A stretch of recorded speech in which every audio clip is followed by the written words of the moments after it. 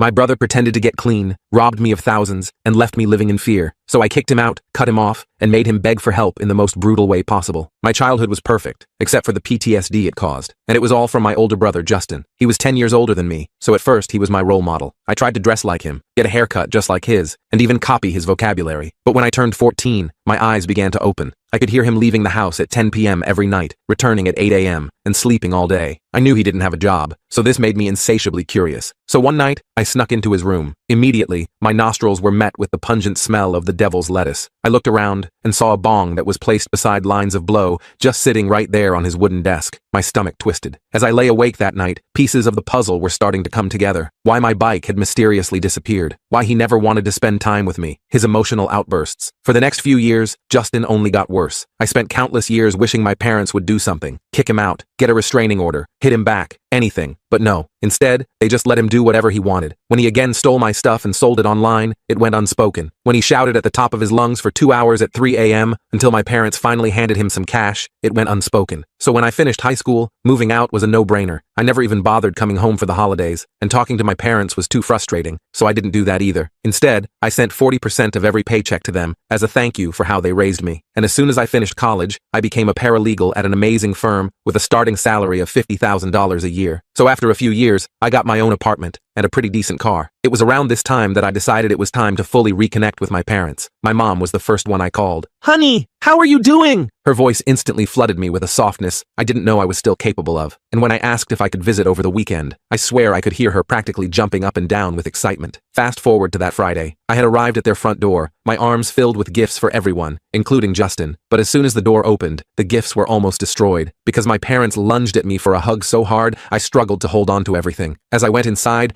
I immediately noticed a thick cloud of smoke that filled the entire living room. I looked over to my parents, expecting them to be just as disgusted as me, but they just continued their conversation, as if it was the most normal thing in the world. On the surface level, they seemed pretty happy too, but as I looked into their eyes, I saw a deep sadness. It had only been a few years since I saw them, but they looked like they had aged by almost 2 decades. That's when Justin popped out of his room to bestow us with his presence. "Yo," he said to me, nodding his head. As I looked at him, the first thing I noticed were his nostrils. They were almost closed up, and his nose bridge had practically flattened. I didn't feel bad for him though. We had the same upbringing, the same loving parents, the same classy neighborhood. He literally had no excuse as to why he was dragging my parents down. And since it was 9 p.m., Justin left to meet up with some buddies. "You have to take him in," my dad said. "Honey, I know we don't speak much, but we haven't had a day off from babysitting your brother in so long. I need you, please." Their voices were shaky, desperate. They promised it was just for a few days, so I agreed. As soon as I said yes, my mom literally blew a sigh of relief. My dad's face lit up. "Thank you, son. Thank you." When Justin came home, I let him know about the new arrangement and drove him back to my place. He just crashed on the couch, and I hoped for the best. Instead, I was met with the worst-case scenario. It was Sunday night, and he asked me to borrow some cash. "How much?" $700. I laughed. "Dad usually gives $900. He moped. I shoved my hand into my pocket and pulled out a $20 bill before heading to bed. "I'm not our parents, and if you try to pull the same shat you used to do, I will literally kick you to the curb." He didn't say anything else, just left. And that night, I slept like a baby, with no idea of what was to come. When I got home the next day, there were 4 men in my living room. Turns out that $700 was to pay off a debt that Justin owed, and because it was 2 months overdue, the debt had turned into $3,000. It was made very clear that my options were my well-being or handing over the money. So, under their supervision, I calmly took out $5,000 in cash and handed it over. But when they finally left, I felt a deep anger brewing in my stomach because I had told him the truth. I was not our parents, and there was no way I'd let him F me over and walk away scot-free. I spent my entire teenagehood wishing someone would beat him into shape, but I never knew that someone was going to be me. I stood there in my living room, fists clenched, staring at Justin. He was sprawled on my couch like he owned the place, completely oblivious to the rage building inside me. $2,000. $2,000. That was almost a month's rent down the drain because of his BS. "Get up," I said. Justin looked at me with half-closed eyes. "What?" I said, "Get the F up, now." He slowly pulled himself to a sitting position. "Dude, chill. I told you I'll pay you back." "With what money, Justin? What effing money?" I was shouting now. "You don't have a job. You don't have skills. All you have is a darag habit and people who want to break your kneecaps." He flinched at that. Good. I wanted him to feel something, anything, resembling accountability. "Pack your crap. You're leaving." Justin's eyes widened. "What? Where am I supposed to go?" "Not my problem." I walked to the front door and yanked it open. "You've got 5 minutes. You can't do this." he said, not moving from the couch. Mom and Dad aren't here. I slammed my hand against the wall. This is my apartment that I pay for with my job that I work at every day while you're getting high and making deals with guys who show up at my door threatening me. Justin stood up, swaying slightly. Those guys will come back, you know. They know where you live now. And there it was, the manipulation, the implied threat, the same crap he'd been pulling on our parents for years, but unlike them, I wasn't buying it. 5 minutes. I watched as he stuffed his meager belongings into his backpack. He didn't have much, just some clothes and his drug paraphernalia. The whole time, he kept glancing at me like he was waiting for me to change my mind. I didn't. When he was done, I handed him $50. This is more than you deserve. Get a motel room for the night and figure your life out. You're really doing this? He looked genuinely shocked. Your own brother? You stopped being my brother the moment you let those thugs into my home. I practically pushed him out the door and locked it behind him. Through the peephole, I watched him stand there for a minute, staring at the door like he couldn't believe what had just happened. Then he turned and walked away. I leaned against the door and slid down to the floor, my whole body shaking. I'd done it. I'd finally stood up to Justin, but instead of feeling triumphant, I just felt sick. What if those guys really did come back? What if Justin froze to death on the street somewhere? What if my parents found out I'd kicked him out? My phone buzzed. A text from my mom. How are things going with Justin? Dad and I are enjoying our first peaceful evening in years. Love you so much for doing this. Great. Now I felt even worse. I didn't sleep that night. Every sound made me jump, convinced it was either Justin coming back or his debt collectors. Around 3 a.m., I got a text from an unknown number. This isn't over. By morning, I was a wreck. I called in sick to work, something I never do. I spent the day jumping at every noise, checking the locks, and peering through the blinds like a paranoid lunatic. By evening, I'd convinced myself that kicking Justin out had been a terrible mistake. Not because I wanted him back, but because now I had no idea where he was or what he was planning. The next day, I forced myself to go to work. I needed normalcy. My coworker Morgan noticed something was off right away. You look like crap, she said as I slumped at my desk. Thanks. Just what I needed to hear. Morgan rolled her chair over to my desk. Seriously, what's going on? You never miss work. I hesitated. I'd never told anyone at work about my family situation. It was embarrassing, but Morgan was the closest thing I had to a friend in this city, and I was desperate to talk to someone. So I told her everything. About Justin's addiction, my parents' enabling, the loan sharks showing up at my apartment, and how I'd kicked him out. When I finished, Morgan was quiet for a moment. Then she said, "You did the right thing." It doesn't feel right, I admitted. I keep thinking about where he is. That's because you're a good person, she said. But you can't help someone who doesn't want help. She was right, but it didn't make me feel any better. I thanked her for listening and tried to focus on work for the rest of the day. When I got home that evening, I immediately knew something was wrong. My door was unlocked. I never leave my door unlocked. I stood in the hallway, heart pounding, debating whether to go in or call the police. Before I could decide, the door swung open. Justin stood there, looking even worse than when I'd kicked him out 2 days ago. How did you get in here? I demanded. He held up a key. Made a copy that first night when you were in the shower. I snatched it from his hand. Get out. I can't, he said, and for the first time, I heard genuine fear in his voice. They're looking for me. Who? The guys from before? He nodded. I owe them more money. Of course you do, I muttered. How much more? Another 3 grand. 3,000? I couldn't believe it. What the hell, Justin? I just paid them 2,000. The interest keeps building, he said miserably. And I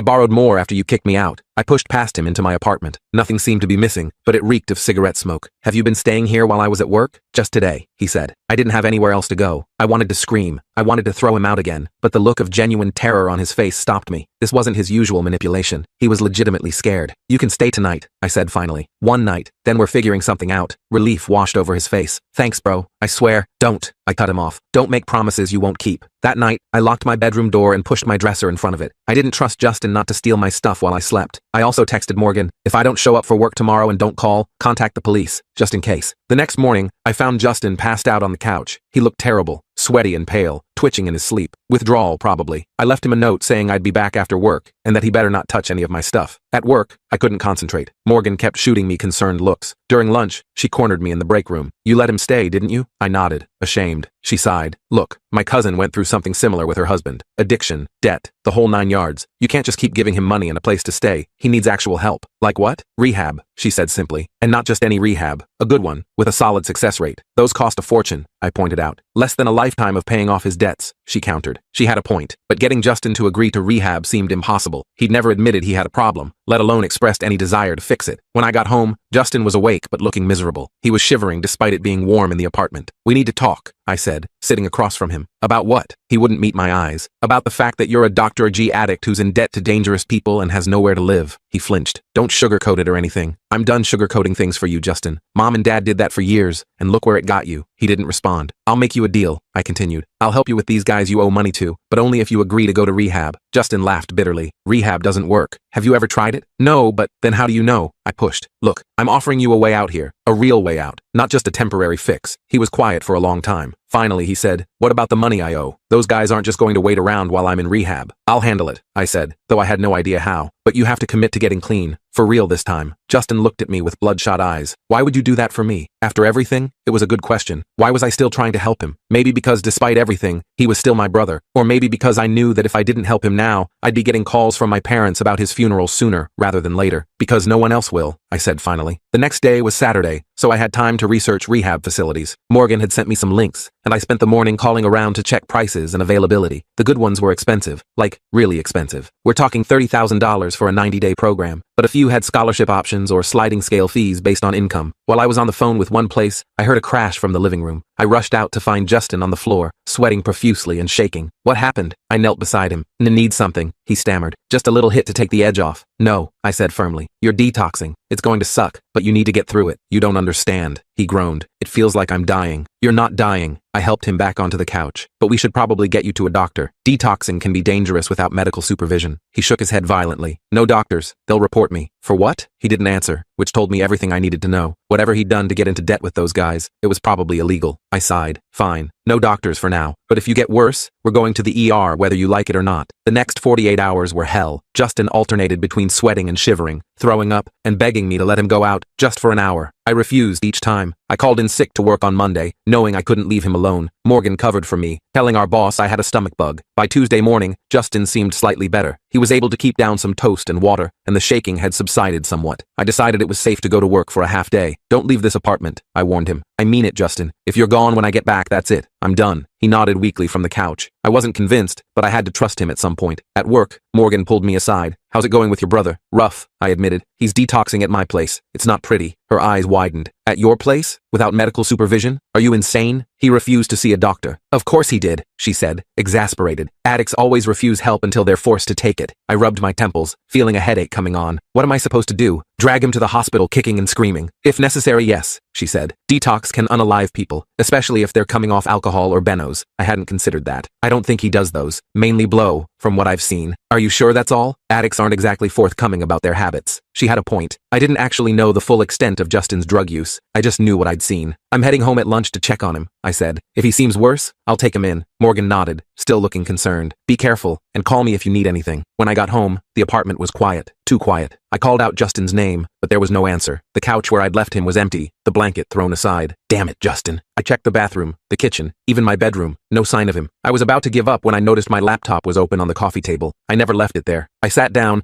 and saw that the screen was open to my bank account. My heart sank as I checked my balance. He'd transferred $3,000 to an account I didn't recognize. I felt like I was going to be sick. He'd played me. Again. All that suffering, all that detoxing. Was it even real? Or just an act to get me to trust him enough to leave him alone with my stuff? I called the bank immediately, but they couldn't reverse the transfer without a police report. And filing a police report meant potentially getting Justin arrested. Despite everything, I hesitated at that thought. While I was still on the phone with the bank, my front door opened. Justin walked in, looking significantly better than when I'd left him. He was carrying a plastic bag from the pharmacy. "Where the hell have you been?" I demanded, hanging up on the bank. He held up the bag, getting some stuff for the withdrawal, Imodium, Gatorade, that kind of thing. "And the $3,000 you stole from my account?" His face fell. "I can explain that." "Please do," I said, crossing my arms. "I'm dying to hear how you explain stealing from me after I took you in and helped you detox." "I paid them off," he said quietly. "The guys I owed money to. I called them and arranged a meeting." I stared at him, not sure whether to believe him. "You expect me to believe you used that money to pay your debt? Not to buy more drugs? Call them if you don't believe me." He tossed me his phone. "The number's under Mike." I looked at the phone, then back at Justin. "If you're lying to me." "I'm not," he insisted. "I swear, I wanted to get them off our backs before I go to rehab." "So you're actually considering rehab now?" He nodded, looking down at his hands. "After these past few days, yeah, I don't want to live like this anymore." I wanted to believe him. God, I wanted to believe him so badly. But Justin had lied to me so many times before. "Prove it," I said. "Call one of these rehab places right now and set up an intake appointment." To my surprise, he agreed. I watched as he called the facility I'd been researching, the one with the sliding scale fees. He answered their questions honestly. How long he'd been using, what drugs, his recent attempt at detoxing. They had an opening for an assessment the next day. After he hung up, we sat in silence for a moment. "I'm sorry," he said finally. "For everything. For the money. For bringing those guys to your place. For being such a crappy brother all these years." It was the first genuine apology I'd ever heard from him. I didn't know what to say. "I know you probably don't believe me," he continued. "I wouldn't believe me either. But I want to try. For real this time." I nodded slowly. "Okay, we'll go to that assessment tomorrow. But Justin, this is your last chance with me. I mean it. One more lie, one more theft, and I'm done. I'll call mom and dad and tell them you can't come back to their place either. I understand, he said. That night, I still locked my bedroom door, but I didn't bother with the dresser. It was a small step, but it was something. The next morning, we drove to the rehab facility. It was nicer than I expected, clean and modern, not the sterile hospital environment I'd imagined. The intake counselor, a woman named Reese, met with us together first, then asked to speak with Justin alone. While I waited in the lobby, I called my parents to update them. I hadn't told them about kicking Justin out or the DRIG dealers showing up at my place. As far as they knew, he'd been staying with me without incident. He's agreed to go to rehab, I told my mom. There was silence on the other end. Then, really? Our Justin? Yes, really. We're at the facility now for his assessment. Oh my goodness, she breathed. Your father will be so relieved. We've been trying to get him to consider rehab for years. I know, Mom. How did you convince him? I hesitated. Let's just say we had a come to our senses moment. After about an hour, Justin and Reese emerged from the office. Justin looked drained but somehow lighter, like a weight had been lifted. We have a bed available starting tomorrow, Reese told me. The program is 30 days inpatient, followed by intensive outpatient therapy and support groups. This is just the beginning of his recovery journey. And the cost? I asked. Based on Justin's situation and our sliding scale, we can offer a rate of $15,000 for the inpatient portion. That includes medical supervision for detox, therapy, and aftercare planning. It was still a lot of money, but less than I'd feared. I can manage that, I said. Justin looked at me in surprise. You're going to pay for it? Consider it an investment in never having to bail you out again, I said. On the drive home, Justin was quiet. Finally, he said, you don't have to do this, you know. Pay for rehab, I mean. I know I don't have to. I want to. Why? After everything I've put you through? I thought about it for a moment. Because I think you're actually serious this time. And because despite everything, you're still my brother. He nodded, looking out the window. I don't deserve a second chance. Probably not, I agreed. But you're getting one anyway. Don't waste it. That evening, we ordered pizza and watched a movie, something we hadn't done together since we were kids. It was strange how normal it felt, sitting there with the brother who had terrorized my adolescence, who had stolen from me just days ago. But for the first time in years, I felt like maybe, just maybe, there was hope for Justin. The next morning, I drove him to the rehab facility. He had a small duffel bag with the few clothes and toiletries he owned. As we pulled up to the entrance, he turned to me. What if I can't do this? He asked, his voice small. You can, I said, and you will, because the alternative is going back to the life you've been living,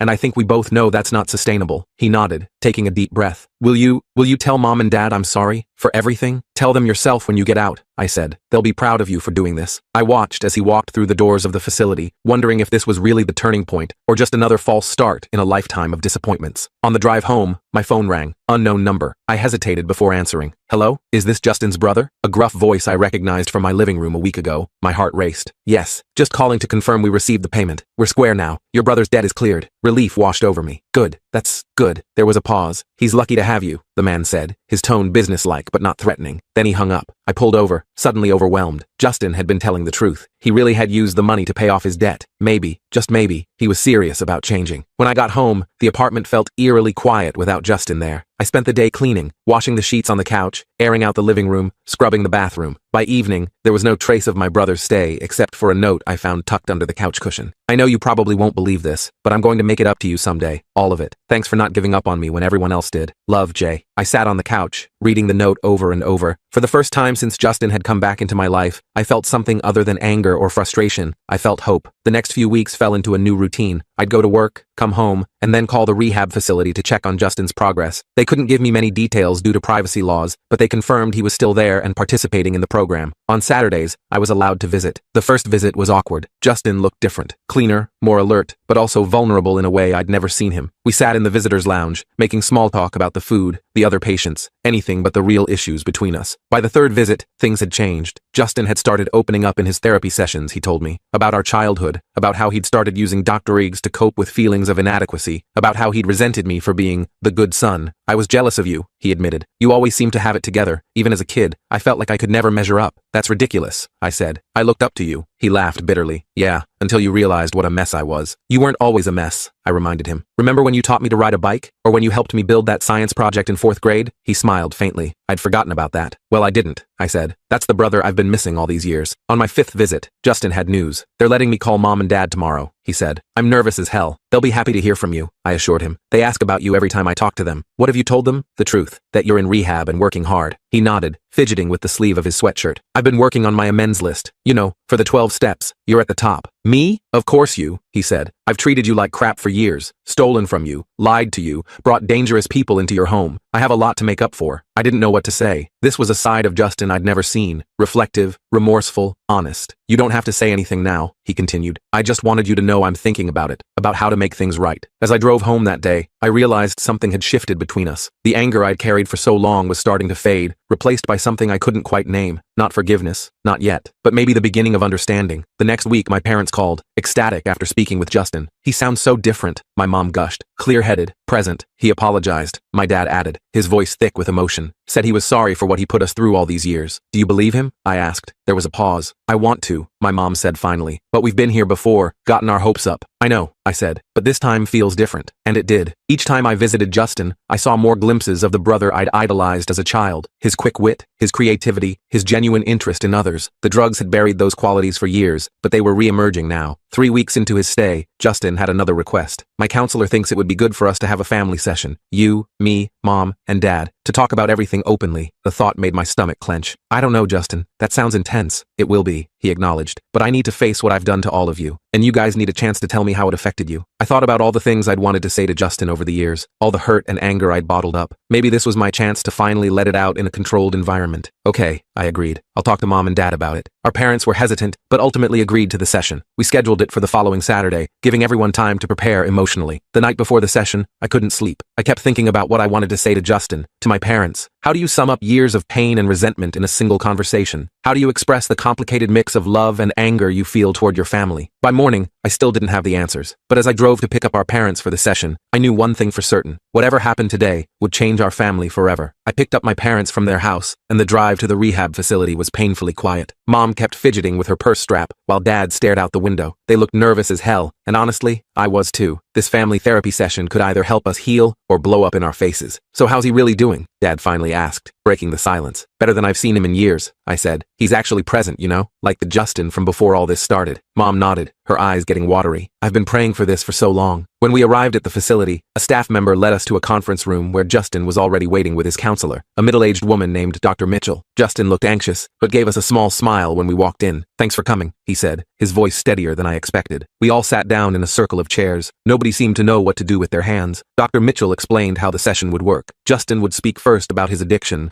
and the harm he'd caused. Then each of us would have a chance to share how his actions had affected us. When Justin started talking, I barely recognized him. Not physically, he still looked like my brother, but the way he spoke was completely different. No excuses, no manipulation, just raw honesty. "I've been an addict for 12 years, he began. "It started with the devil's lettuce in high school, then pills, then blow. I've stolen from all of you, I've lied to you, I've manipulated you, and I've put you in danger." He looked directly at me when he said that last part. He went on to detail specific incidents, stealing my bike when I was 14, taking Mom's jewelry, maxing out Dad's credit cards. With each confession, my parents seemed to shrink in their chairs. They knew about most of these things, but hearing them laid out so plainly was clearly painful. Then it was our turn. Mom went first, her voice shaking as she described the fear she lived with daily. Fear that she'd get a call saying Justin was unalived or in jail. Dad talked about the financial strain, how they'd depleted their retirement savings trying to keep Justin afloat. When my turn came, I found myself struggling to speak. All the things I'd rehearsed in my head suddenly seemed inadequate. "You were my hero," I finally said. "When I was a kid, I wanted to be exactly like you, and then I watched you destroy yourself and terrorize our family, and I couldn't understand why. I spent my teenage years either hiding from you or cleaning up your messes. I left home as soon as I could because I couldn't stand watching Mom and Dad enable you anymore." Justin nodded, taking it all in. He didn't try to defend himself or interrupt. "And then when you showed up at my apartment with those guys," I continued, my voice getting louder. "You put me in danger, Justin. Those weren't just some buddies you owed money to. Those were dangerous people who threatened me in my own home."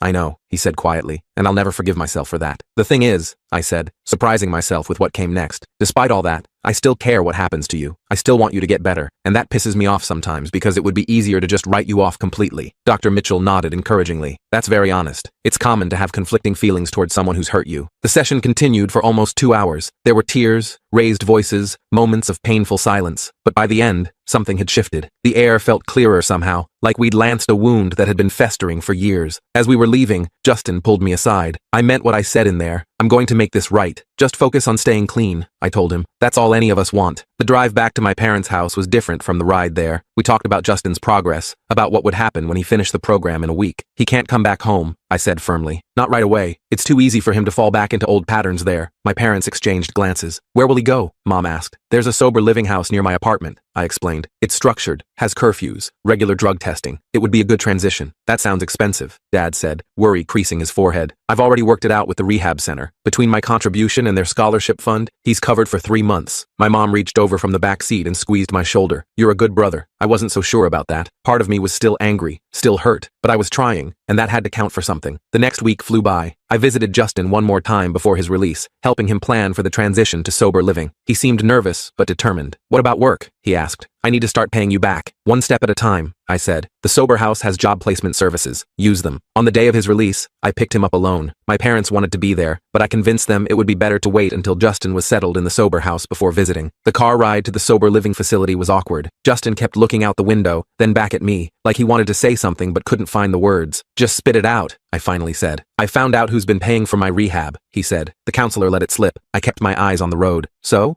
I know it was you. All of it. Not mom and dad." I shrugged. "They've spent enough on you over the years. Why didn't you tell me? Would it have made a difference?" He thought about that for a moment. "Yeah, actually, it would have. Knowing my little brother was willing to spend that kind of money on me after everything I've done. It means something." I didn't know how to respond to that, so I just kept driving. The Sober House was a large, well-maintained Victorian with a wide porch. The house manager, Richard, met us at the door and gave us a tour. The place was clean and orderly, with shared bedrooms and common areas. There were chore charts on the wall and a schedule of house meetings and group therapy sessions. "Curfew is 10 p.m., Richard explained. "Random drug tests twice a week. No overnight guests. You'll be expected to find employment within 2 weeks." Justin nodded, taking it all in. "I understand." After getting Justin settled in his room, which he shared with another guy in recovery, I headed for the door. Justin followed me out to the porch. "Thanks," he said simply, "for everything." "Don't thank me yet," I replied. "Thank me when you've got 6 months clean." He smiled slightly. "Fair enough." As I drove home, I felt strangely empty. For the past month, my life had revolved around Justin's recovery. Now I had to figure out what normal looked like again. The next few weeks established a new routine. Justin called me every few days to check in. He'd found a job at a warehouse. Nothing glamorous, but it paid enough for him to start contributing to his sober living costs. I visited him once a week, usually bringing takeout that we'd eat on the porch of the Sober House. My parents visited him too, though less frequently since they lived further away. They seemed cautiously optimistic about his progress, but were careful not to get their hopes up too much. We'd all been burned before. About 2 months after Justin entered the Sober House, I got a call from him on a Tuesday night. My heart immediately raced. Calls on weeknights weren't part of our routine. "Everything okay?" I asked, trying to keep the worry out of my voice. "Yeah, everything's fine," he assured me. "Better than fine, actually. I got a promotion at work. Shift supervisor." "That's great, Justin. Seriously. And I've been saving up," he continued. "I want to start paying you back for rehab. We can talk about that later," I said. "Just focus on staying clean." "I am. 90 days tomorrow." I felt a surge of pride. "That's huge. Congratulations. There's a ceremony at my NA meeting. They give out chips for milestones. I was wondering if maybe you'd want to come." The invitation caught me off guard. "Yeah, of course. Just tell me when and where." The NA meeting was held in a church basement the following evening. I felt awkward walking in, like I was intruding on something private. But Justin was waiting by the door, his face lighting up when he saw me. The meeting itself was eye-opening. People from all walks of life sharing their struggles and victories, supporting each other in a way that felt genuine. When it came time for the milestone celebrations, Justin went up to receive his 90-day chip. The pride on his face as he held up that small token was something I'll never forget. Afterward, we went for coffee at a diner across the street. Justin couldn't stop turning the chip over in his fingers. 3 months doesn't sound like much, he said, but it's the longest I've been clean since I was 17. "It's a big deal," I agreed. "You should be proud." He looked up from the chip. "I've been thinking about mom and dad a lot in therapy, about how much I put them through. Yeah, it was rough on them. On you too," he added. "I know that now. I was so wrapped up in my own crap that I never considered how it affected you growing up with an addict for a brother." I stirred my coffee, unsure how to respond. We'd never had conversations like this before. "Anyway," he continued, "I want to make amends, real amends, not just saying sorry. That's part of the program." "What does that look like?" I asked. "For starters, paying you back for rehab, and finding a way to make up for all the stuff I stole from you over the years. Justin, some of that stuff can't be replaced. My bike from when I was 14, that vintage gaming system Grandpa gave me, they're gone." He nodded. "I know, but I'm going to try anyway." True to his word, Justin started sending me money every month. Not large amounts, but consistent payments that showed he was serious. He also started rebuilding his relationship with our parents, calling them regularly, and visiting when he could get a ride out to their place. 6 months into his sobriety, Justin moved out of the Sober House and into a small apartment with another guy from his NA group. He invited me over for dinner to celebrate, cooking a surprisingly decent pasta dish. "Not bad for someone who lived on Hot Pockets and cereal for most of his adult life," I joked. "YouTube cooking tutorials," he explained with a grin. "I have a lot of free time now that I'm not,